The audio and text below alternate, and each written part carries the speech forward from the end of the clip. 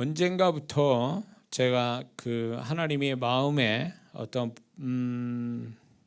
이 부분에 대해서 성도분에게 분별력을 갖게끔 하나님이 하신다라는 마음을 주셨는데, 그 중에 하나가 뭐냐면 예배예요. 이 예배에 대해서 너무 그 예배를 잘못된 예배, 어떤 하나님이 원하지도 않는 예배의 모습 때문에 예배의 축복을 못 받는 성도들이 너무 많다는 걸 제가 목사로서 경험하게 됩니다. 단적으로 예배에 간증하신 분 있습니까? 예배 축복을 간증하는 분 들어봤습니까? 저는 거의 못 들어봤어요. 그 얘기는 뭐냐면, 예배가 엄청나게 우리 신앙의 기본이고 핵심이고, 그리고 그게 또 신앙의 모든 시작점이 되고 끝이 되고, 그게 믿는 자가 평생 하나님께 해야 될 의무인데, 이 예배가 잘못되다 보니까 하나님이 받으시는 예배의 형태가 아니고 태도가 아닌 예배를 드리다 보니까 예배의 형태는 갖고 있는데 예배 자체가 하나님께 받으시지 않는 예배를 하고 있는 거죠. 그러다 보니까 예배의 축복이 없는 거예요. 예배 안 드리는 사람이나 예배 드리는 사람이 차이가 없다라는 거죠. 목사의 눈으로 성도분들을 보니까 이런 게 보이는 거예요.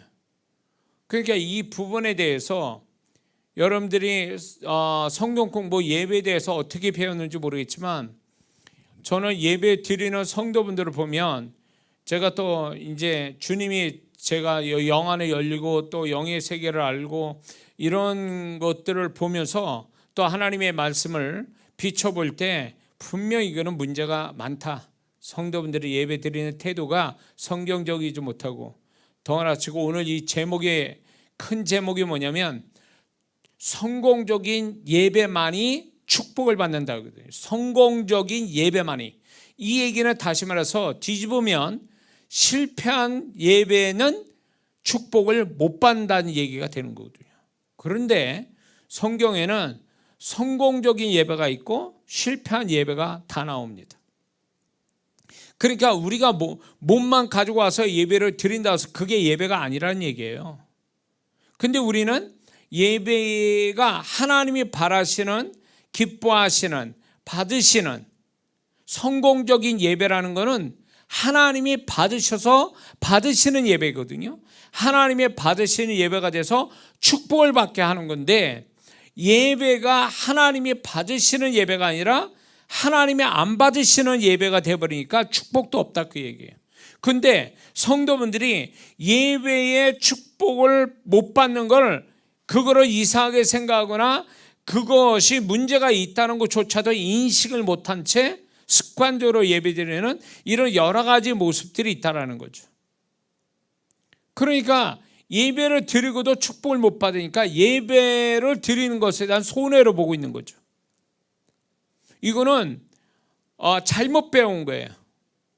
예배의 신앙이 잘못되어 있고, 이 예배에 대한 분별력도 없고, 예배에 대한 어떤 하나님의 어떤 축복을 헤아려 보지도 않는 이런 예배가 된 거죠.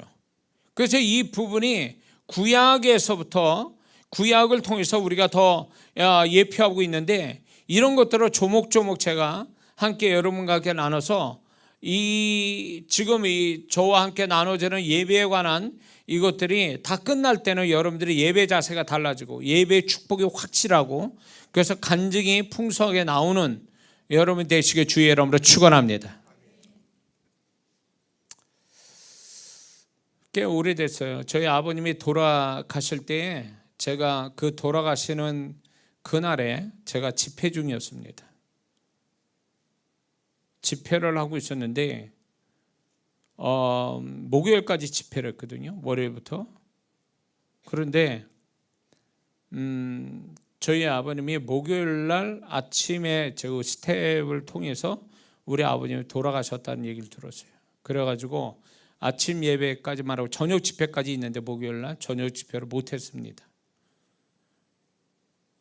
그런데 이제 우리 아버님이 우리 아버님이 돌아가시기 전날 우리 아버님이 그 만성 신부종 환자로서 혈액 투석을 하셨거든요. 20년간. 그런데 그 목요일이 바로 이제 투석하신 날인데 투석을 끝내시고 나오시면서 숨을 거두셨거든요. 천국을 가셨는데 그 전날에 무슨 일이 있었냐면 제가 들은 얘기인데 만약에 제가 집에 있었으면 저를 불렀을 거예요. 아들은 목사니까. 그래서 예배를 이렇게 들으셨을 거예요. 근데 무슨 이유인지 예배 드리는 날이 아닌데 우리 아버님이 전날에 목사님을 와 달라고 이렇게 부탁을 한 거예요.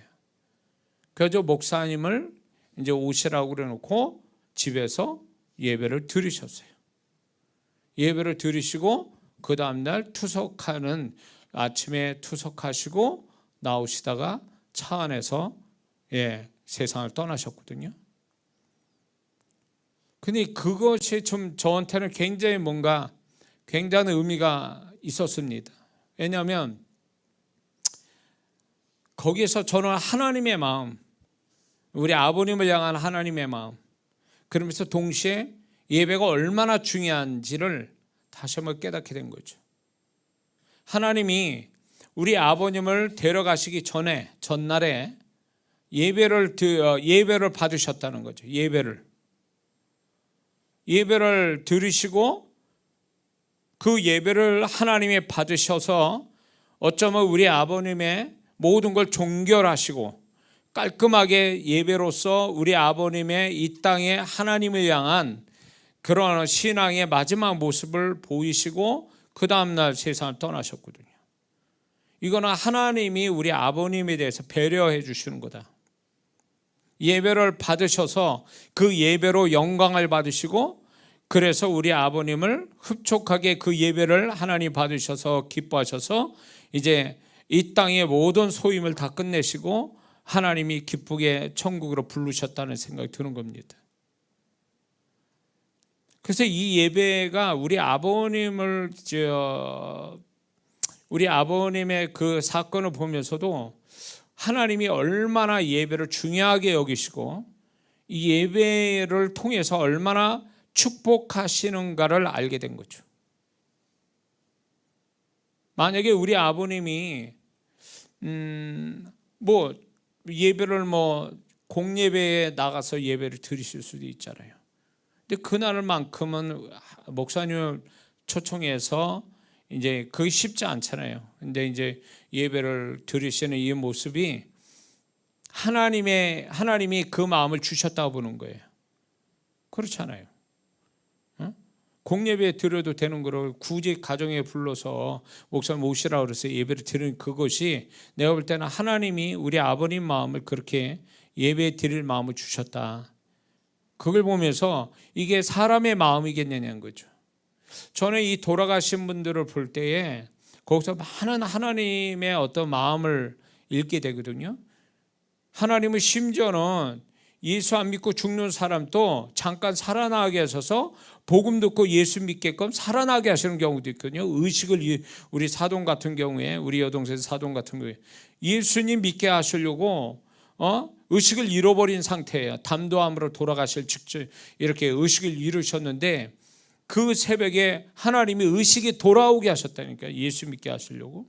근데 이제 우리 여동생 부부가 그런 거에 대해서 제가 미리 얘기했는데 그거를 잊어버린 거죠. 경황이 없어가지고. 그래서 결국 그 사도는 예수 안 믿고 돌아가셨거든요. 안타깝게. 하나님께서 심지어는 어떤 영혼에 대해서 하나님이 그 영혼을 이 땅에서 정말로 잘 끝내고 천국에 들어오게 하시려고 정말로 영적으로 굉장히 깨끗한 상태, 영적으로 뭔가 이렇게 하나님이 받으실 만한 자가 되도록 이렇게 준비시키는 것들을 제가 보게 되거든요. 회개를 시킨다든가, 아니면 다 뭔가 하나님의 원치 않는 걸 다 정리시킨다든가, 아니면 우리 아버님처럼 마지막 순간을 예배로 다 끝내신다든가, 이런 하나님이 그 영혼을 얼마나 사랑하시는지 천국 들어오게 넉넉하게 껄쩍지근한 거, 뭔가 석연치 않는 걸 다 없애버리는 하나님의 손길이 있으시더라고요. 근데 이제 그걸 보면서 우리 아버님을 보면서 예배가 얼마나 중요한지, 돌아가시 직전에 하나님이 예배를 받으셨다라는 것이 얼마나 이게 예배가 중요한지를 하나님이 다시 한번 가르쳐 주신 사건이 된 거죠. 그리고 제가 이제 지금까지 수많은 영혼들을 사역하면서 영의 세계와 주님의 음성, 주님의 마음을 이렇게 받아서 사역을 할 때에 예배를 하나님이 강조하신 경우가 커다게 많아요. 예배를 왜 예배 안 드리냐, 예배 드리다가 왜 안 드리냐, 안 드리면 왜 안 드리냐, 뭐 이러면서 그 책망을 많이 하시거든요. 예배에 대한 책망이 많아요. 그리고 또 하나님이 이런 게 있어요. 우리 종전에도 우리 권사님 때 간증도 하셨지만 우리가 예배를 교회에서만 예배를 드리는 게 아니라 우리가 예배를 드려야 현장이 세 군데 있는데 교회와 가정과 그다음에 직장, 일터예요. 이 세 군데가 예배 드릴 현장이라고요. 세 군데가, 한 군데가 아니란 말이에요. 교회에서만 예배 드리고 끝나는 게 아니라 가정에서도 드려야 되고 일터에서도, 사업터에서도 예배를 반드시 드려야 돼요. 이거는 전에는 저도 교회에서만 예배 자주 드리면 되지 이런 생각을 갖고 굳이 뭐 집에서까지, 굳이 뭐 일터에서까지 예배를 드려야 되나, 저도 그 생각했거든요. 근데 제가 영혼들을 사역하면서 가정이나 사업을 놓고 사역을 해줄 때 분명히 그분이 먼저 얘기하시는 게 뭐냐, 예배를 드리라는 거예요. 예배를. 예배를 드려야 그 현장에 하늘이 열리고 그분이 오셔서 은혜를 베푸시는 그런 역사가 예배를 통해서 나타나요. 이거는 제 간증이니까 뭐 안 믿어도 상관없어요. 그런데 제가 영혼을 이렇게 교회마다 사역을 하고 제가 집회마다 이렇게 할 때, 집회할 때마다 하늘이 열리는 경험을 상당히 많이 하거든요. 새파란 하늘, 곧 그분이 내려오실 것 같은 새파란 하늘, 구름 한 점 새파란 하늘, 그 가운데 빛이 내려오는 이런 거를 제가 아주 자주 보게 되거든요. 근데 그게 어느 때 나타나냐면 예배 드릴 때 나타나요. 예배 드릴 때. 심지어는 가정 예배를 드릴 때에, 가정 예배를 드리는 그 집안을 주님이 목격한 걸 저한테 그대로 보여주시는 거예요. 영상을. 그래서 그분이 가정 예배를 드리는데 어떤 분은 이제 뭐 상당히 많아요. 근데 기억나는 게 어떤 분은 어느 조그만 방에 들어가서 책상 조그만 거 놓고 홀로 기도하는 거, 찬송 부르고 기도하고 말씀 보고 이런 걸 다 보여주시는 거예요. 기도할 때 자세가 어떠한지 이런 것까지 다 보고 계셨다는 거죠. 그걸 저에게도 보여주시는 거예요. 그리고 어느 분은 이렇게 가정 예배를 드리는데 꼬맹이 데리고, 둘을 데리고 예배 드리는데 그 예배를 드리는 그 현장을 다 보고 있는 거예요. 제가 그분이 보신 대로 이렇게 보는데, 정말 그 예배 드리는데 놀라운 일은 그 꼬맹이 둘하고 그 엄마죠. 엄마 셋이서 드리는데 셋만 있는 게 아니더라고요. 셋만 있는 게 아니라 거기에 천사도 있고, 어떤 때는 주님이 오셔서 그 사람의 왼쪽이나 오른쪽에 서 계시고, 그런 가운데 하늘이 열리고 그 집에 하늘이 열리는 거예요. 이런 현상들을 제가 그러면 제가 조작해서 만들어놔서 그냥 일부러 생각해서 내가 그렇게 한 거냐? 저도 처음에는 이런 걸 막 볼 때에 내가 만든 영상이냐 주님이 보여주신 걸 보는 거냐 헷갈렸거든요. 그런데 제가 이거에 대한 어떤 객관적으로 내가 보는 게 틀리지 않았다라는 걸 증명을 해야 되는데, 어떻게 했냐면 그분들이 예배를 드리는 모양, 예배 드릴 때 성경책 어디에 나오고 무슨 탁자를 쓰고 어떻게 예배든지 이거를 자세히 제가 설명을 하거든요. 그러면 그분들이 놀라는 거예요. 왜냐하면 내가 본 그대로 하고 있었으니까. 그분들이 시인한단 말이에요. 그건 틀림없는 거잖아요. 하나님이 보신 걸, 주님이 보신 걸 나도 보고 그분이 보여준 걸 내가 보는 거잖아요. 근데 거기서 벌어진 영적인 현상은 거짓말을 할 수가 없는 거죠. 실제로 역사하거든요. 실제로 그분도 또 경험하는 걸 제가 본 거로 얘기할 때 이제 그분들이 정말 주님이 오셨고 천사가 왔구나, 예배 가운데. 근데 그 예배가 어설프단 말이에요. 근데도 불구하고 예배를 하나님 앞에 예배로 영광을 돌리려고 정말 가사도 이게 음도 잘 안 맞고 꼬맹이는 또 장난치듯이 하고 막 이러는데도 불구하고 그 예배가 하나님께 올라가더라, 그 얘기죠. 연기처럼 천사가 와서 그 예배를 가지고 수종하든가 이런 현상들이 막 일어날 때에 하나님이 예배를 엄청 귀하게 여기시는 거예요. 엄청. 그래서 하나님이 또 이렇게 얘기하세요.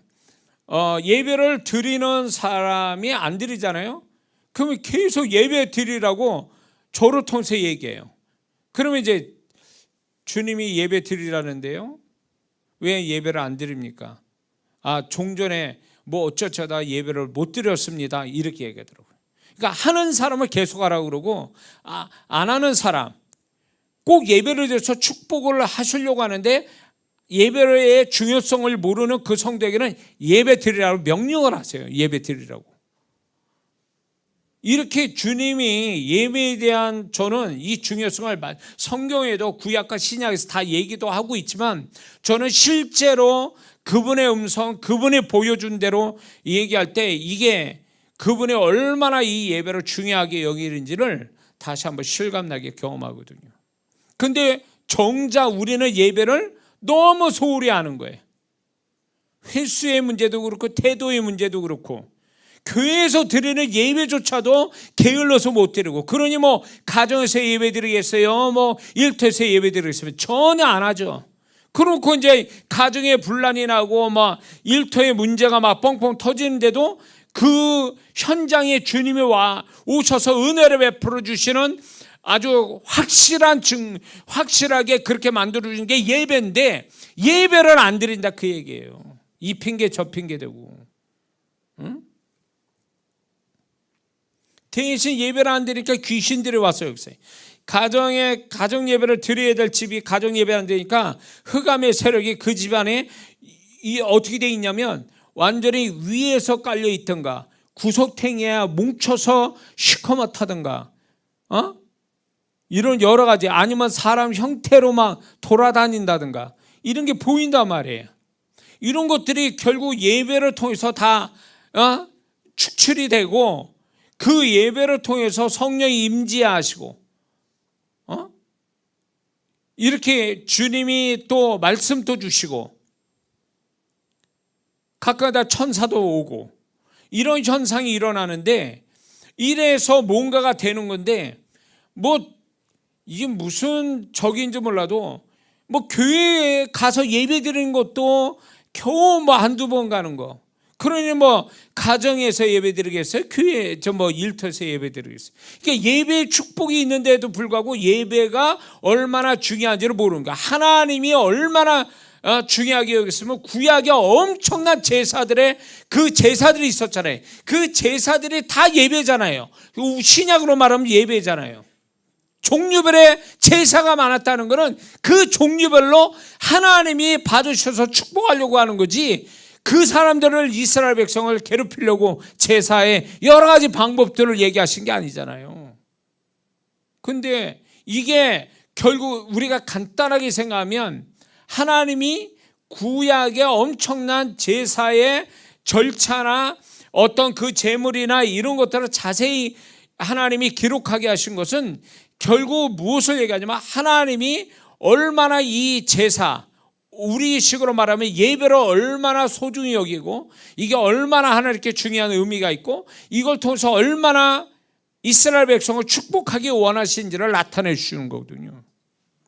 근데 우리는 지금 이 예배를 너무 소홀히 하다 보니까 예배에 축복도 없는 거예요. 그냥 형식이고 의무고 그냥 하니까 하는 거고 막 이래버리니까 예배가 하나님을 기쁘시게 하는 게 아니라 예배가 하나님을 불쾌하게 만드는 거죠. 오히려 반대로. 이제 제가 물론 개인적으로 기도할 때도 그분이 이렇게 말씀 주시고 뭐 여러 가지 이렇게도 하겠지만은 제가 이제 이렇게 예배 드리기 직전에 기도하는 게 굉장히 저는 소중하게 생각해요. 왜냐하면 이때 그분이 아주 결정적인 것들을 얘기하실 때가 많거든요. 환상을 보여주실 때도 있고 이런 결정적인 얘기들이 많이 나오거든요. 예배 드리는 직전이나 예배 드리는 가운데서 그런 현상이 오거든요. 그러면서 그분이 얼마나 우리가 이 예배 드리는 것을 간절히 원하시고 또 이 예배를 통해서 축복을 얼마나 주시기를 원하신지 저는 너무 그걸 알고 있단 말이에요. 근데 정작 복을 받아야 할 사람들은 그걸 전혀 모른단 말이에요. 그러니까 예배가 건성이고 되도록이면 안 드리려고 그러고 마지막 때가 되면 사람들이 모이는 걸 싫어한단 말이에요. 그래서 점점 그분을 향해서 우리가 모여지는 것을 이제 그게 모임이 횟수가 줄고 시간이 줄고 이런 세대에 우리가 살고 있거든요. 근데 이거는 하나님의 뜻이 아닌 거예요. 우리가 점차 우리가 하나님께 가까이 가는 것들을 다 줄이거나 횟수를 줄이거나 시간을 줄여서 없애버리려고 하는 목적을 가지고 있는 거거든요. 사단의 역사하는 게. 사업이 너무 안 되는 분한테 제가 이제 그런 분들이 자주 제가 이제 그 상담해 드리고 막 이렇게 하는데 반드시 나오는 얘기가 그거예요. 예배 드리라고 제발 좀 사업터에서 일터에서 예배를 드리라고 좀. 근데도 지금 사업이나 일이 모든 게 안 되는데도 예배 드릴 마음이 안 가져요. 이유가 많아. 아침에 시간이 안 된다는데 뭐 이렇게 저렇게 막. 그러니까 그 예배 드리기를 싫어하니까 하나님이 축복할 수가 없는 거예요. 현장의 예배를 드릴 때 그 현장에서 하나님이 직접 그 현장에서 역사하는 거예요. 예배를 통해서 열려서 하늘이 열려요. 여러분들이 이 하늘이 열린다는 말이 이게 상징적이거나 추상적인 단어나 이게 그냥 말이니까 만들어서 말한 얘기가 아니라 실제로 하늘이 열린단 말이에요. 그게 열려서 저 위에서부터 그게 내려오는데 열려야 하나님이 역사하는데 막혔어. 막혀가지고 뭔가 하나님이 역사할 틈이 없는 거예요. 예배가 하나님이 축복하는 통로를 만드는 건데 그 예배를 안 드리니까 통로가 막혀서 마귀가 지 멋대로 노는 거예요. 갈멜산 이제 나중에 다 계속 얘기하겠지만 갈멜산의 엘리야가 갈멜산에서 하나님 받으시는 제사를 드리고 나니까 뭔 일이 벌어졌어요? 바알과 아세라 선지자 850명을 기은 골짜기에서 다 죽이잖아요. 그게 뭘까요? 이게 예배의 축복이거든요. 오늘날 말하면 귀신 세력을 그냥 예배 한 번으로 다 끝장을 내는 거예요. 이게 그런 역사가 벌써 이미 구약에 계시하고 있는데 그런 걸 안 한다는 거예요. 그러니까 아직 배짱이지. 아직도 급한 게 아니에요. 아직도 자기의 영적인 어떤 상황이 어떠한지를 모르고 있어요. 그러니까 마귀는 제발 하지 말라는, 기도도 하지 말고 예배도 드리지 말고 영적인 작업을 하지 말라는 거예요. 가정이든 직장에서든 그냥 고민만 하고 생각만 하고 그러라는 거예요. 그러니까 하나님이 역사할 수 있는 그 통로가 있음에도 불구하고 하질 않으니까 그 하나님의 축복을 다 놓치고 가는 거죠. 하나님이 알아서 축복하시는 게 아니에요. 우리가 그만큼 하나님이 역사할 만큼 우리가 통로를 열어야 되는데 그중 하나가 핵심적인 게 예배란 말이에요. 예배라는 게 기도 찬송 말씀이잖아요. 그걸 거기다가 이제 정말 신앙이 좋은 성들은 자기가 작정하고 액수가 얼마나 되든 헌금까지 같이 가는 거죠. 이 네 가지 요소가 이제 예배를 이제 만드는 건데, 이 네 가지가 이게 우리가 간단히 얘기하자면 그게 얼마나 시간 걸리겠어요. 기도하고 찬송하고 말씀 보고 헌금하고, 이거 뭐 10분도 안 되는 것도 그렇게 될 수도 있거든요. 은혜가 되면 더 길게도 하지만, 근데 이게 싫은 거야. 이게 다른 건 다 하면서 벌써 이게 사단의 속은 마음이 벌써 마음에 자리 잡고 있으니까 자신의 축복인데도 불구하고 축복받을 마음이 없어. 하나님으로부터 축복받을 생각이 없는 거예요. 그러니까 예배 드리는 것도 싫고 교회 오는 것도 싫어하는 거지. 어쩔 수 없어요. 그러면 하나님도 방법이 없다는 거죠. 저는 이게 마태복음 18장 20절에 두세 사람이 내 이름으로 모인 곳에 나도 그들 중에 있느니라. 저는 이게 여러분들이 오해 없이 들으세요. 제가 이 부분에 대해서 제가 주님을 예배할 건데, 이거는 뭐 제 간증입니다. 제가 뭐 믿다 안 믿다 상관없어요. 제가 실제로 보고 경험된 얘기니까. 그런 거를 제가 이제 가끔가다 이제 보게 되거든요. 주님의 일하심을, 주님의 계심을. 이게 말씀 그대로예요. 오셔서 우리 사이에 다니시고, 그러면서 영혼들을 안수하시고, 저는 실제로 봤거든요. 그 부분을. 용서하세요. 그러나 제가 어떤 사역자인지를 아시는 분들은 제가 이 말하는 게 거짓 없이 얘기하는 거에 대해서 좀 신뢰해 주시면 좋겠습니다. 그분이, 제가 본 그분은 뭐 기도하고 막 난리를 치는데, 집회를 하고 막 예배 가운데 있는데, 집회, 예배 이거 하고 있는데 그분이 영 안에 딱 열렸어요. 열렸는데 이게 정말 이게 주님이 저 뒤쪽쯤 서 계시는데 얼굴은 빛이 나서 얼굴이 안 보여요. 그 주님은. 그리고 머리칼만 보이고, 그 다음에 옷이 희기가, 실크같이 희기가 다리 밑까지 내려오면서 다리에 이 발이 보일 듯 말 듯하고, 그러면서 이렇게 다니시는데 필요한 영혼들에 안수하는 거예요. 이렇게. 그런데 놀라운 일은 그분이 임재하시면 성령이 임재하고 달라요. 성령의 임재에 한 10배 정도 진하다라고 생각하면 돼요. 그분이 나타나시면. 그래서 제가 이게 구분이 돼요. 성령의 임재와 주님의 임재는 다르다. 더 강하게 나타나거든요. 주님이 실제로 나타나시면.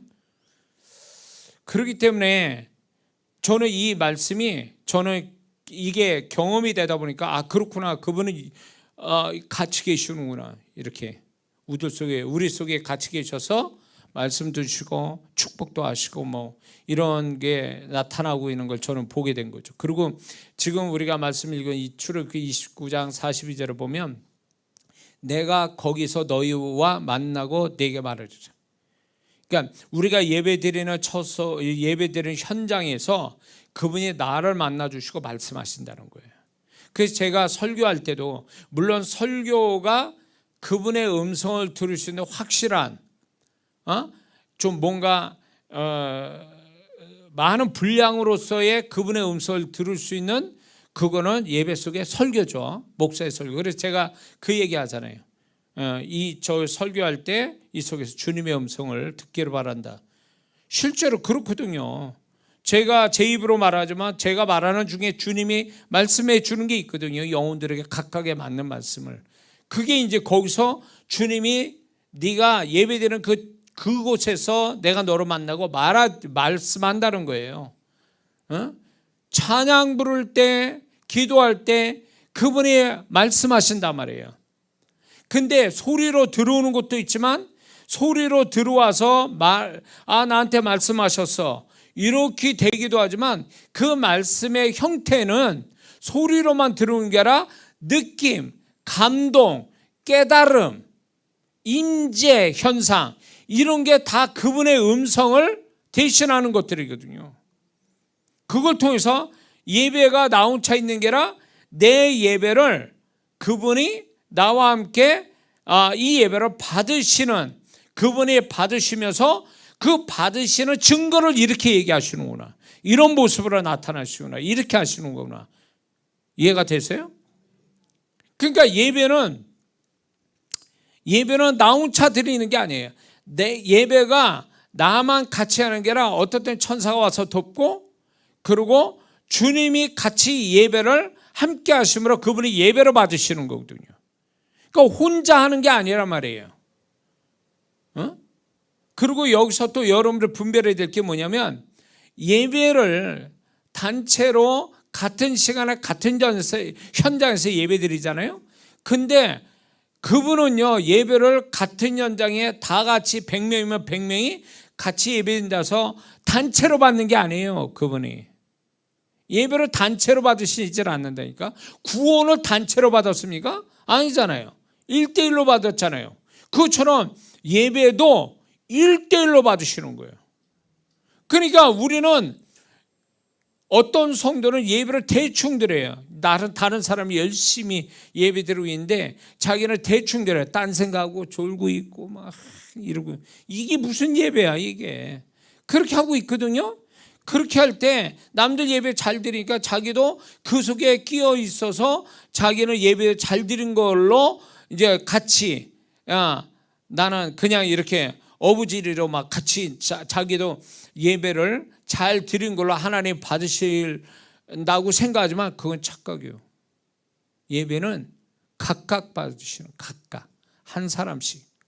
네? 그러니까 주님이, 제가 예배를 인도하잖아요. 예배를 인도하는데 예배를 인도한다고 해서 그분이 인도하는 나를 특별 보너스를 프리미엄 붙어서 나를 더 축복하시는 게 아니에요. 예배를 인도할 때 제가 개척하고 얼마 있다가 예배를 인도하는데 성도분 이렇게 앉아있는 성도분보다도 내가 은혜가 안 돼. 내가 은혜가 없어. 그냥 기계 같고, 그리고 예배를 드리는데 아무 느낌도 없어. 감동도 없고, 깨닫는 것도 없고. 근데 주님이 뭐라 말씀하냐면 너는 예배를 잘못 드리고 있다는 거야, 나한테. 예배를 인도하니까, 네가 예배를 인도하니까 네가 인도한다 그래서 그 인도하는 너의 예배를 내가 네가 그렇게 인도한다 해서 내가 그냥 받는 게 아니라는 거예요. 네가 인도자로서의 내가 받을 만한 태도로 예배를 인도하지 않으면 너의 예배를 안 받는다는 거예요. 그건 웃기죠? 앉아있는 성도들은 예배를 하나님 받으시고 인도자는 예배를 안 받으셔. 왜냐? 인도자가 예배를 하나님이 받으실 만한 마음을 가지고 예배를 인도하는 게 아니라 형식으로, 의무로, 습관적으로 이런 식으로 예배를 인도한다면 하나님이 예배 안 받으시, 인도자인데도 불구하고 예배를 안 받으신다니까. 이게 명확하지 않으니까 대충 두리뭉실 뭐 어쩌고 하면은 다 하나님이 받으시는 예배인 줄 알고 있어요. 안 그래요. 예배 한 번에 인생이 뒤바뀐 사람이 있단 말이에요. 우리 어머니 같은 경우에도 예배 한 번에 뒤집혔단 말이에요.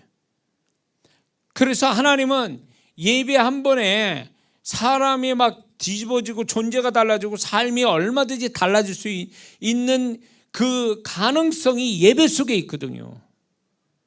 근데 예배를 그냥 묻혀가지고, 다른 사람이 묻혀가지고 그냥 예배를 드리면 자기도 예배 잘 드린 줄 착각하지만 절대 그렇지 않아요.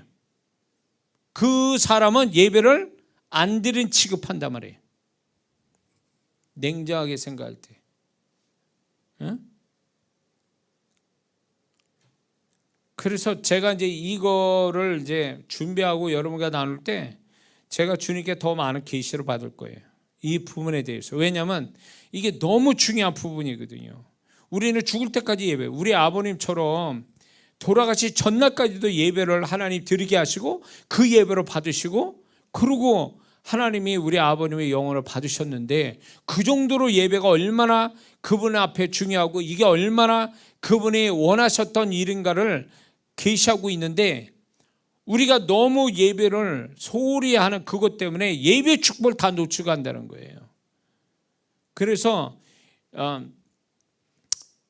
이제 저와 함께 여러분들이 예배에 대해서 좀 더 분별력을 갖도록, 그래서 하나님이 바라시는 예배, 다시 말해서 성공적인 예배, 그 얘기는 다시 말해서 하나님이 받으시는 예배, 하나님이 받으신 예배가 되면 축복은 반드시 옵니다. 예? 반드시 온다고요.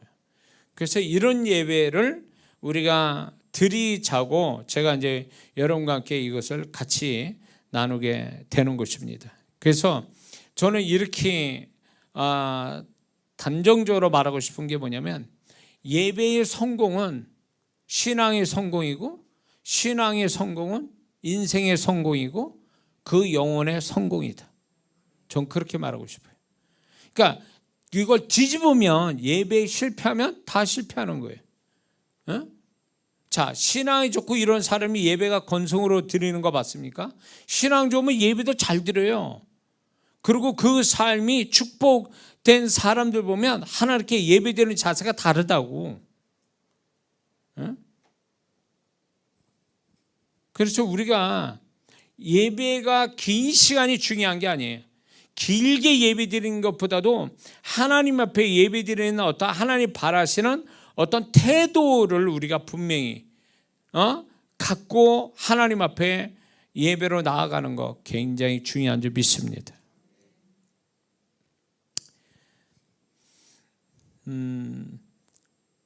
자, 그래서 오늘은 좀 우리가 이제 제가 목사의 눈으로, 또 이건 또 주님이 또 바라보시는 거라고 봅니다.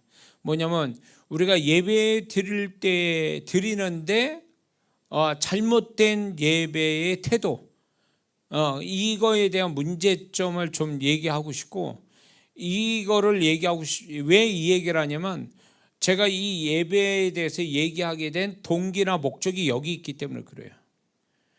분명한 것은 많은 성도분들이 예배를 잘못된 태도로 하나님이 받으시지 않는 실패된 예배를 드리고 있음에도 불구하고 그것이 실패했는지도 모른 채 그냥 계속 그런 태도로 예배를 드려서 예배의 축복 없이 사는, 이런 것을 이제 고만해야 된다. 그런 의미에서 이제 이런 메시지를 함께 나누게 되는 겁니다.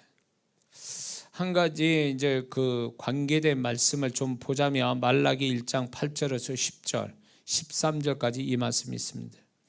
만군의 여호와가 이르노라, 너희가 눈먼 희생으로 드리는 것이 어찌 악하지 아니하며 저는 것 병든 것으로 드리는 것이 어찌 악하지 아니하냐. 이제 그것을 너희 총독에게 드려봐라. 그가 너를 기뻐하겠느냐, 너를 간합하겠느냐. 만군의 여호와가 이르노라, 너희는 나 하나님께 은혜로 구하기를 우리를 긍휼히 여기소서 하여 보라. 너희가 이같이 행하였으니 내가 너희 중 하나인들 받겠느냐. 만군의 여호와가 이르노라, 너희가 내 단 위에 헛되이 불사르지 못하게 하기 위하여 너희 중에 성전문을 닫을 자가 있었으면 좋겠도다. 내가 너희를 기뻐하지 아니하며 너희 손으로 드리는 것을 받지도 아니하리라. 만군의 여호와가 이르노라, 너희가 또 말하기를 이 일이 얼마나 번잡스럽고 하며 코웃음하고 토색한 물건이나 저는 것 병든 거를 가져왔느니라. 너희가 이같이 헌물을 가져오니 내가 그것을 너희 손에서 받겠느냐. 여호와의 말이니라. 이거는 이제 예물에 대해서, 하나님이 예물에 대해서 구약엔 이미 정해놓잖아요. 흠없고 점없는 이렇게 온전한 제물을 원하는데, 이 제물에 관해서 하나님이 지금 말씀하고 있거든요. 그런데 이사야 1장에 가보면 이스라엘 백성이 그때 경제적으로 많이 좋아진 시대란 말이에요. 근데 막 제사를 화려하게 드렸지만 그들이 하나님 앞에 예배 드릴 만한 어떤 심령, 어떤 신앙, 이런 게 되어지지 않는 채 형식만 가지고 하나님께 예배 드리는 것도 그분이 책망하시고 받으시지 않는 예배를, 제사를 얘기하고 계시거든요. 근데 여기는 지금 뭘 얘기하냐면, 말라기에는 하나님께 왜 하나님이 기뻐할 제물을 가지고 제사를 안 드리고 그냥 하나님이 안 보이니까 병신 병든 거 저는 거 이런 거 가지고 하나님께 제사를 드렸다는 거예요.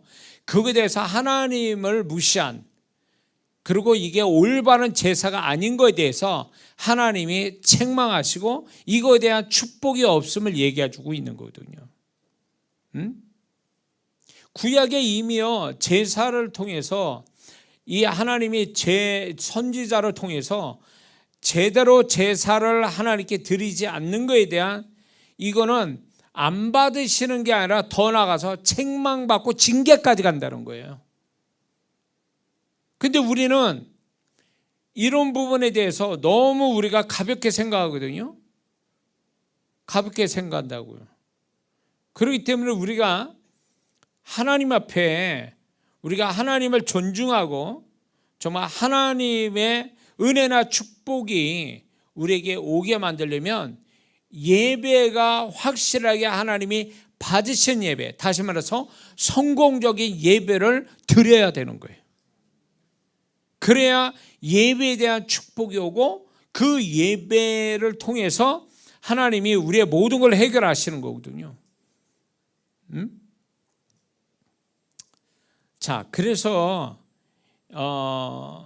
좀 문제를 좀 살펴보자면, 여러분들이 제발 지금부터 제가 얘기하는 이거에 대해서 하나라도 걸리는 부분이 없었으면 좋겠습니다. 제가 이제 이 부분에 대해서 제가 목사로서 많은 영혼들이 예배드리는 모습을 보면서 이런 부분들 때문에 하나님이 예배를 안 받으신다, 실패한 예배, 축복되지 못한 예배, 이런 것이 있음을 제가 제 눈으로 보고 이제 이 부분을 정리 좀 했습니다. 그래서 제발 여기에 걸리지 않았으면 좋겠습니다. 첫 번째는 이제 예배가, 아까도 얘기했지만 예배가 형식이 되고 의무가 된다. 의무가 됐다는 거예요. 형식이 되고 의무가 됐다. 이게 다시 말해서 예배 드리려고 하는 마음이 없다는 거예요. 마음이 그냥 습관이 되고 행위만 치우치는 예배가 되니까, 이런 예배가 과연 하나님이 받으시겠냐? 그 사람에겐 임재도 안 온다는 거예요. 성령의 임재가 안 온다는 얘기는 그 예배를 안 받으시는, 예배를 받으시는 그 예배가 내가 강림하여 너에게 강림하신다, 내가 너를 거기에서 만나고 내가 말한다, 내가 너 거기에서 만난다, 주님이 두 사람 모인 것에 내가 그들 중에 있다라고 할 때 이 모든 게 뭐냐면 받으실 만한 예배될 때 이런 현상이 온다는 거예요. 근데 받으시는 예배, 성공적인 예배가 아니고 실패된 예배는 아무것도 못 느끼는 거예요. 그분의 보증하신 영적인 현상이 없다는 거예요. 임재도 없고, 그분의 말씀도 없고, 그분의 어떤 예배 가운데 뭐 천사가 또 수종을 들고 그랬는데 그런 것도 없고, 그러니까 개인적으로 예배에 대한 어떤 영적인 어떤 그분의 보증하시는 역사, 이런 게 나타나지 않는다는 거죠. 근데 이게 어떤 사람은 느끼고 어떤 사람은 못 느낄 수 있는데, 못 느끼고 느끼고의 차이가 아니에요. 이게 중요치 않아요. 그분이 예배를 봐주신다면 그 사람이 못 느끼더라도 내가 네 예배를 받고 있어, 그래가지고 임재가 오고 내가 네 예배를 받아서 내가 너한테 말하고 있어, 그거를 목사의 설교를 통해서 은혜가 되거나 깨닫게 하거나 감동을 주시거나 어떤 뭐 책망을 듣거나 뭐 이런 형태가 나타난다면 그 자체가 벌써 하나님이 그 사람 예배를 잘 드리는 거에 보증적 역사가 나타나고 있는 거거든요. 근데 뭐 흔히 예배를 드렸는데 끝나고 집에 돌아가는데도 아무런 생각이 없어. 아무런 느낌도 없고 생각도 없고, 이게 예배 드리기 전이나 예배 드리고 난 다음이나 별반 차이가 아무것도 없다면 이 사람은 분명히 예배를 잘못 드린 거죠. 예배를 잘못 드리고 있는 거예요. 예배가 실패한 예배를 봤다고 봐야 돼요.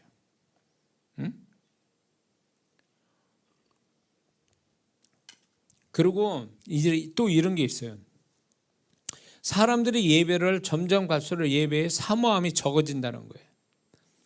안 드릴수록 좋고 짧게 할수록 좋다, 이렇게 생각합니다. 이게 실제로 제가 경험한 바인데, 제가 주일날 예배를 한 45분인가 40분인가 이렇게 끝난 적이 있었어요. 설교도 짧게 하고. 그때 이제 어느 성도가 들어왔는데 이제 은혜가 된다고 그러더라고요. 짧게 예배를 드리니까. 그런데 이제 제가 전도하면서 막 제가 이제 은혜를 받고 이제 전도 현장에서 주님 만나고 깨닫는 게 있고, 그러니까 예배가 좀 길어졌어요. 예배가 길어지니까 은혜가 안 된대. 그 성도 실제예요. 웃기죠? 은혜가 안 된대. 그러고 나서 그 성도는 교회를 떠났어요. 원인은 그거예요. 목사님 예배가 너무 길대. 설교도 길고 예배 시간도 길고, 그래서 못 견디겠대. 그래서 떠났어. 실제 있는 일이고, 그러니까 짧으니까 은혜가 되고 기니까 은혜가 안 돼서 교회를 떠났다는 거예요. 아마 우리 교회 오고 싶은데 예배 시간이 너무 길고 설교가 너무 길어서 안 오는 분들도 있어요. 목요일날 수요일도 이제 유튜브를 통해서 이렇게 보시는 분들 많을 거예요. 보면 동시에 들어온 분들은 300명, 400명 이렇게 넘어가는데, 아마 이제 오면 시간이 너무 기니까 이제 그런데 그러거나 말거나 난 그게 중요치 않아요. 근데 재밌는 게 뭐냐면, 들을 게 있는 성도가 있으면요, 그분은 계속 말씀해요. 저를 통해서. 원고가 없어. 그러면 2시간, 제가 3시간까지 설교를 해봤거든요. 쉬지 않고 막 설교를 하는데, 그거는 제가 막 하고 싶어 하는 게 그 다음 말이 무슨 말이 나올지도 모른 채 그냥 말을 하거든요. 제가 이게 성령이 말하게 하심 따라서 제가 막 설교를 한단 말이에요. 근데 그렇게 할 때 지금 또 이제 이런 게 있어요. 성도들이 들을 기가 있는 성도들이 이제 딱 들어와 있으면, 영상으로 참여하는 성도, 그런 성도들 많으면 이게 영혼의 피드백이 돼요. 이렇게 영이 반응해서 그 반응된 영이 또 성령께서 새로운 말씀을 계속 이렇게 쉴 틈 없이 주시거든요. 그러면서 이게 주거니 받거니가 되는 거예요. 그러면 듣는 사람도 은혜되고 전하는 자도 은혜가 되거든요. 그러면 시간 가는 줄 모르는 거예요. 그러니까 제 집회 때 많은 성도분들이 목사님 벌써 시간이 그렇게 됐어요, 이런 얘기하는 성도 있어요. 그런 성도 보면 이뻐 죽겠는 거죠.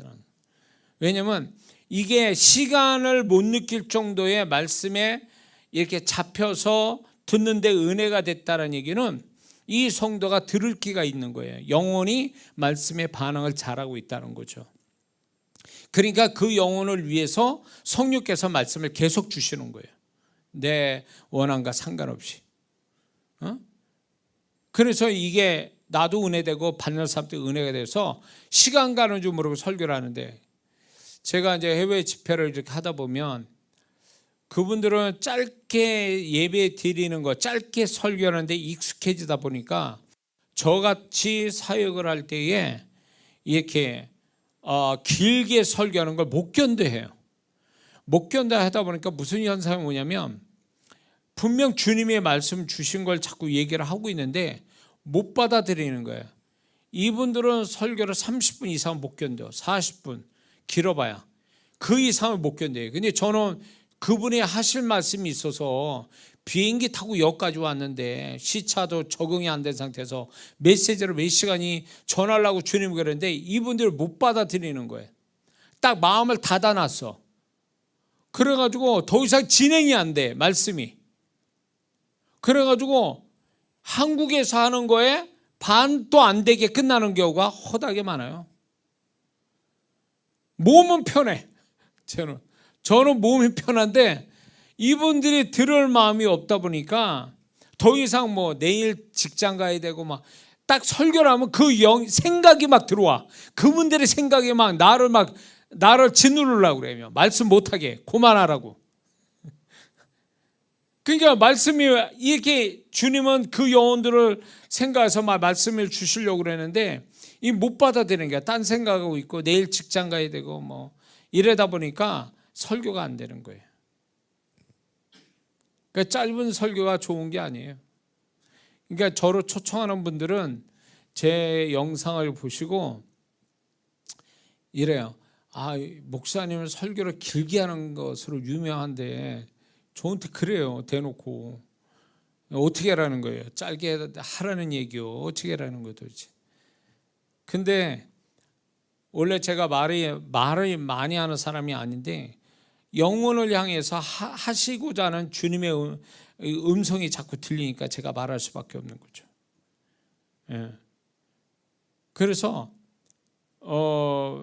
저는 영혼들이 들을 기가 있어. 영혼들이 뭔가 듣기를 원해서 이렇게 그런다면 저는 밤새도록 설교할 수 있어요. 성령님이 주시는 말씀 가지고. 그게 복이에요. 들을 게 있으니까. 뭔가 하나님의 음성을 듣기를 사모하는 자에게는 주님은 언제든지 주시거든요. 근데 들을 게 없으면 끝나는 거예요. 더 이상 진행이 안 돼요. 제가 사역을 하면서. 근데 이게 예배에서도 보면 예배를 이제 소위 말하면 자기 나름대로 정해놨어요. 설교 몇 분, 예배 시간 어떻게 이렇게 딱 자기가 정해놓은 예배가 있어요.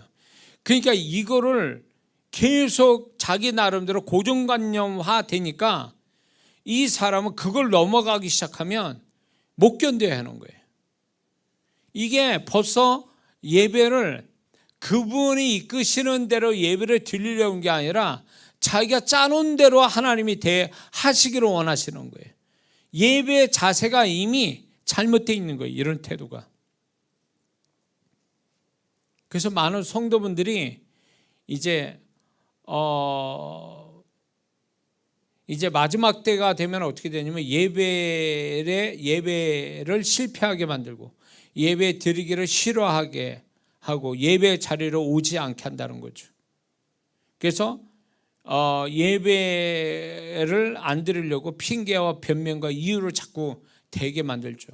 만약에 그렇게 된다면 이 사람은 사단에게 속고 있다는 거예요. 왜냐하면 예배의 축복을 주시려는 하나님의 그런 뜻에 사단이 주는 생각에 예배의 축복을 놓치도록 합리화시키고 있는 거예요 지금. 그러면 자, 그 시간에 예배 안 드리면 뭐 할까요? 그 성도가 예배만큼의 중요한 일을 하면 또 모를까? 그렇지 않는 일에 예배만큼 중요하지도 않고 축복되지 않는 일을 하면서 예배를 드리지 않는다면 이 사람은 속고 있는 거죠. 지금 사단에게. 하나님은 예배를 통해서 전후가 달라지게, 예배 드리는 자의 전후가 달라지게 계획하시고 준비하시고 역사하고 있는데, 지금 보세요. 홈페이지에 간증하는 분들이 그냥 언제 그 역사가 왔을까요? 예배 드릴 때, 그렇죠? 예배 드리고 기도하는, 예배 속에 기도할 때 역사가 왔잖아요. 예배 안 드린 상태에서 혼자 멀뚱멀뚱 있다가 역사 온 적은 없잖아요. 홈페이지에 간증을 보면. 그러니까 하나님은 예배를 통해서 정말 또 스페셜로 전후가 완전히 180도 달라지게 하시는 은혜도 있는데, 어쨌거나 예배의 축복은 전후가 달라지는 축복이 있는데, 이런 거를 못하게 한다는 것은 그거는 사단만이 그렇게 하는 거죠. 육신의 어떤 우리의 부패한 육신도 그거를 하지 못하게 방해도 하지만, 사단이 예배를 못 드리게 자꾸 우리 안에서 자꾸 역사하는 거죠. 그런 거 속으면 안 된다니까. 히브리서 10장 24절 25절 서로 돌아봐 사랑과 선행을 격려하며 모이기를 패하는, 모이기를 패한다는 말이 원어적으로 뭐냐면 모이기를 멈추게 하는, 모이기를 무시하는 어떤 사람들의 습관과 같이 하지 말고 오직 권하여 그날이 가까움을 볼수록 더욱 그리하자. 주님 오심에 가까울수록 우리는 모이는 걸 멈추거나 무시해서는 안 된다는 거예요. 근데 이게 마지막 때 되면 이게 하나의 풍조처럼 되네. 교회 안에 하나의 유행처럼 된다는 거예요. 안 모이게 하는 거. 안 모이게 하는 거. 우리 신앙은 자 보세요. 옛날에는 때 되면 교회로 막 모였어요. 막 교회에서 모든 걸 다 했다고. 심지어 가정마저도 막 이렇게 소홀히 한 채 교회에서 막 모이고 막 난리를 쳤거든요. 철야도 하고. 그래서 그게 부작용도 생겼지만 가정 분란이 원인이 됐고 부부 싸움도 하고 막 이런 원인이 됐지만 그거는 뭐 어떤 그 과도하게 그렇게 됐지만 신앙이 막 교회에서 모여가지고 막 기도도 하고 예배드리고 전도도 하고 막 이렇게 함으로써 신학도 잘하고 가정의 축복도 오고 막 이랬거든요. 교회가 부흥하고. 지금은 없잖아요. 되도록만 안 와요. 그러니까 교회가 절간이 돼버린 거예요. 절간은 이제 교회가 됐고 시끄러워졌어. 교회가 막 절간이 산에 있는 게 아니라 막 내려와 시내로. 걔네들도 또 뭐 여름 되면 불교 여름학교 이런 것도 하고 뭐 별거 다 해요. 그리고 막 그 뭡니까? 차도 운행하고 뭐 별거 다 한다고 걔네들은 시끄러워졌어요. 근데 우리는 조용해져. 점점 갈수록 산속으로 들어가고 교회가. 이게 문제가 되는 거예요. 이게 교회가 조용해야 한다는 게. 그러니까 결국은 모이지 않으려고 그러는 거예요. 되도록은 모이지 않는 거. 이게 사단이 마지막에 믿는 자를요 모이면 연합하면 이게 뭔 일이 나니까 다 찢어 놓는 거예요. 분리시켜 놓는 거예요. 혼자 되게 만드는 거예요. 이게 위험하다는 거죠. 그래서 우리가 예배 드리는 거에 대한 사모함을 가지고 예배에 대한 어떤 축복을 확신을 가지고 예배 드리는 우리가 되어야 될 줄 믿습니다. 그리고 예배를 드릴 때에 오늘날 예배 성도분들의 문제가 뭐가 있냐면 이제 몸만 가지고 예배 드리는 거. 이거는 정말 예배를 잘못 드리고 있는 거죠. 구약에는요 재물만 가지고 제사장한테 가서 제사를 지내면 돼요. 근데 신약의 재물은 뭡니까? 우리의 마음을 가지고 마음이 재물이 되는 거예요. 하나님 앞에 받으시는 이 예배의 축복을 받게끔 우리 자신의 마음이 재물이 돼서 하나님께 바쳐지는 거거든요. 근데 재물은 우리의 마음인데 몸만 와 있어. 몸만.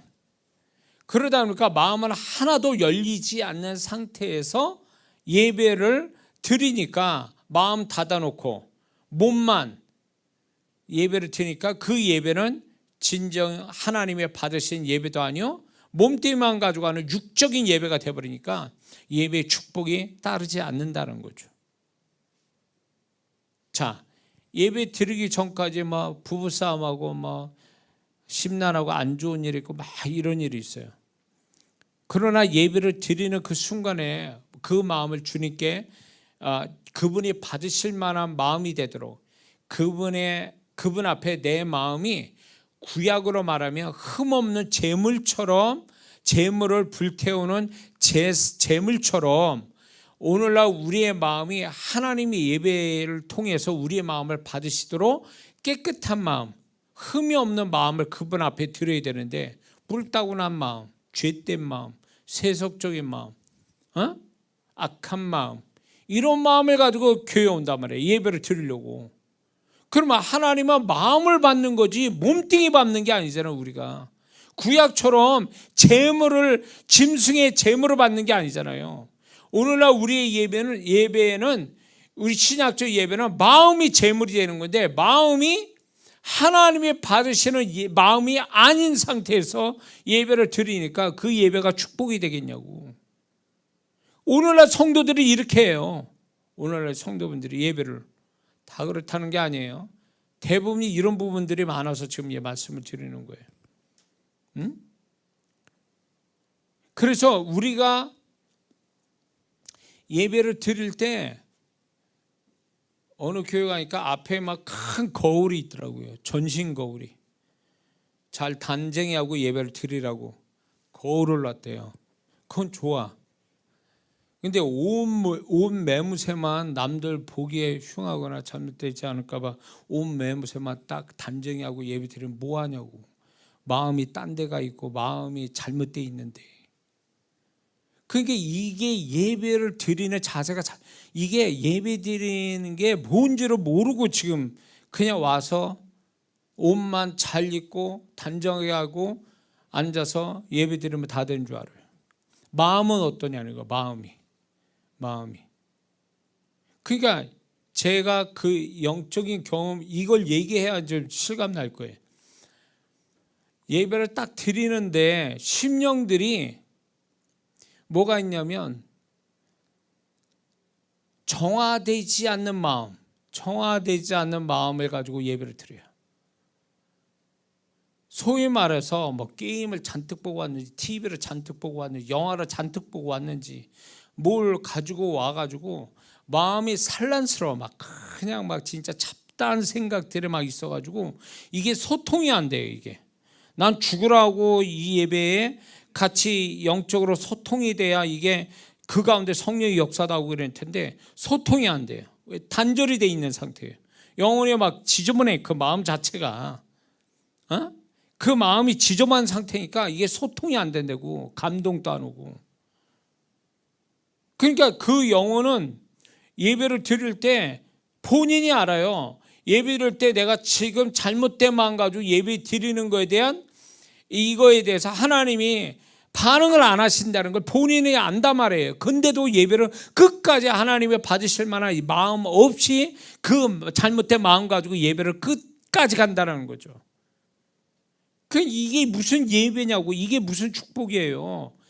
몸만 가지고 드리는 예배가 무슨 예배냐고. 마음이 이미 빠져 있는데. 응? 그러니까 제가 이런 경우가 있어요. 그 목사님들이 지을 설교를 가장 중요하게 많이 준비하는 설교가 주일 설교거든요. 이 주일날 설교를 하는데 저도 마찬가지로 기도를 엄청 많이 하고 기도를 준비를 합니다. 그 기도도 많이 하고. 그런데 주일날 이제 주일 예배가 시작되는데 내가 기도한 만큼 준비한 만큼 이게 안 나가요.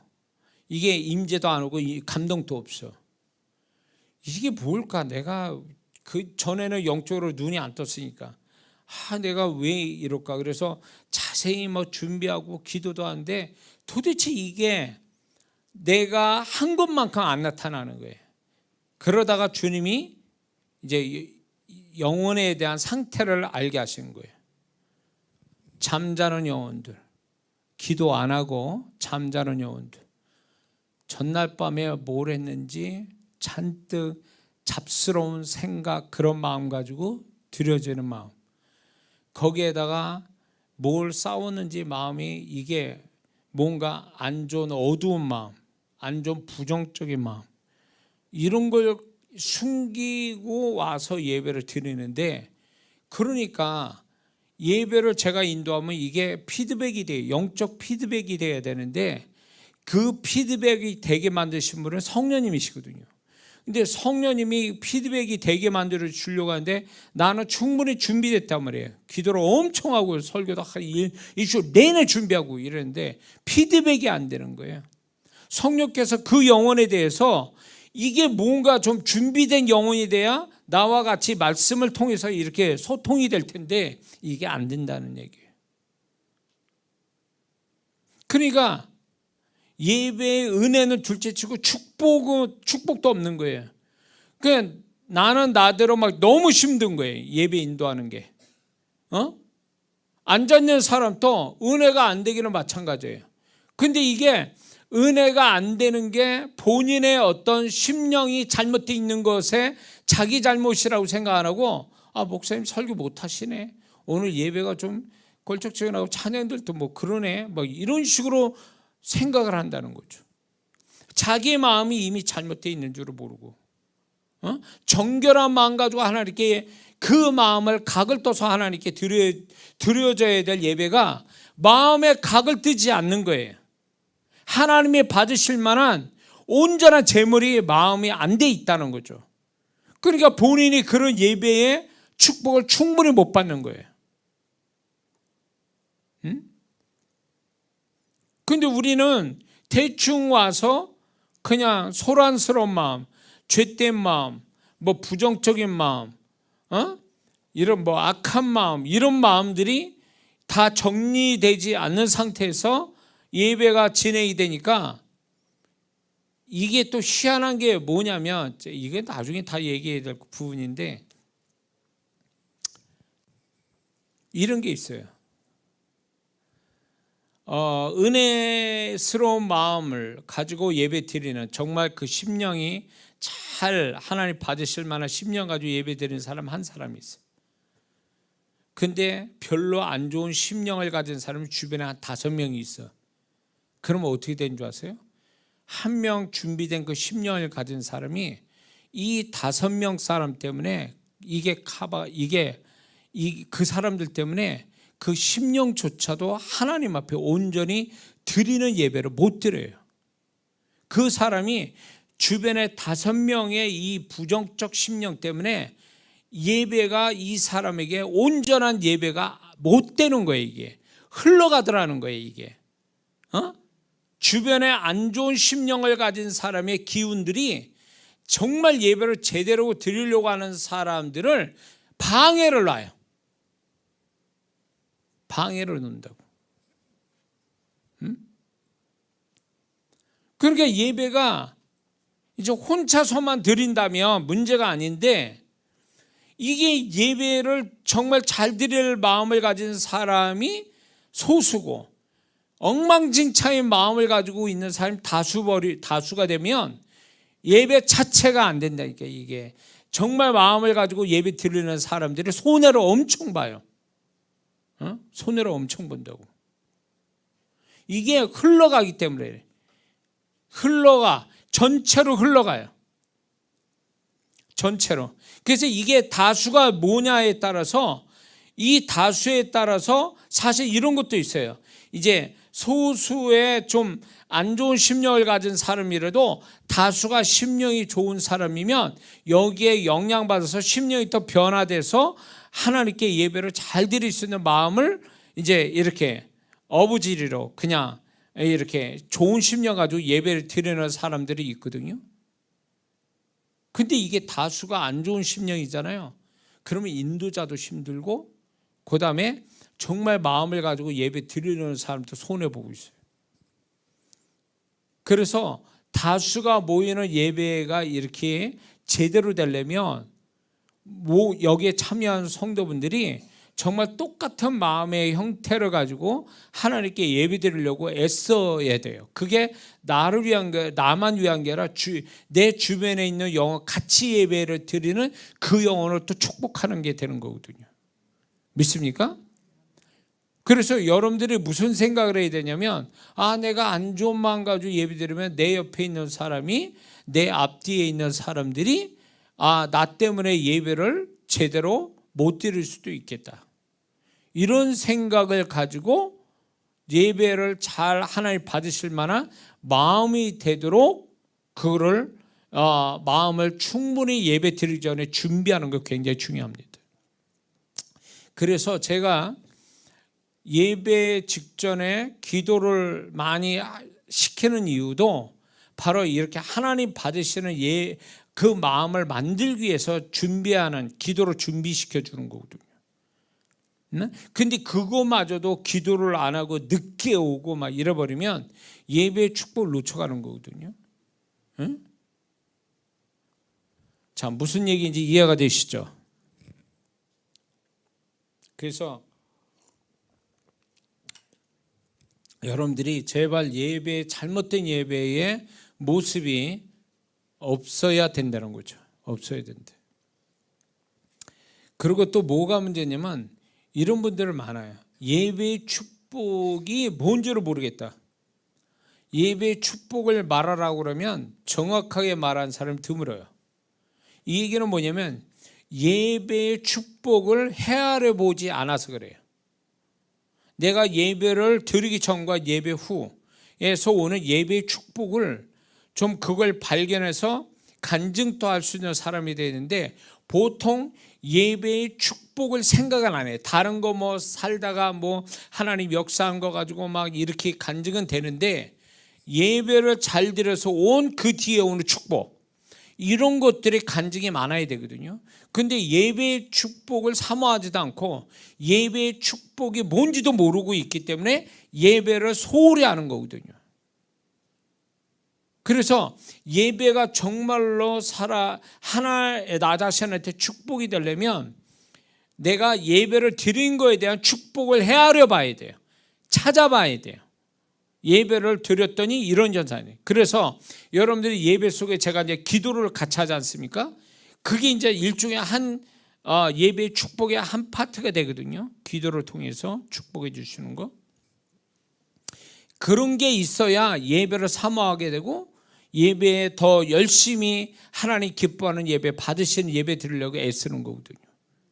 근데 안타까운 건 뭐냐면 많은 성도들이 예배의 축복도 모르고 간증도 할 수도 없고 그러니까 예배를 소홀히 하고 무시하게 되는 경우가 있죠. 그리고 예배의 축복에 관심이 없어요. 이게 오늘날 우리 성도의 모습이에요. 나오라니까 나오고 가야 되니까 가는 거고, 그러니까 그런 마음으로 하니까 예배가 내가 드림으로 인해서 하나님의 축복을 받는다. 그래서 그 축복이 뭔지를 나는 찾아보겠다. 이런 마음을 우리가 가져야 되는데 이거를 아예 생각을 안 한다는 거죠. 그러니까 예배가 소홀해지는 거예요. 예배가. 그래서 우리가 예배를 잘 드린다는 게 얼마나 중요한 문제인지 우리는 다시 한번 좀 생각해 볼 필요가 있다고 생각이 듭니다. 그래서 여러분들이 저는 이 예배가 하나님 앞에서 우리의 존재, 영부터 우리의 마음부터 우리의 육체, 우리의 삶까지도 예배를 통해서 그분의 만져주심으로 해서 온전케 되는 거거든요. 이것이 예배의 온전한 축복인데 우리가 이거를 사모하고 우리가 이 예배를 우리는 또 반드시 예배의 축복을 받아야 될 줄 믿습니다. 여기까지 하겠습니다. 기도하겠습니다.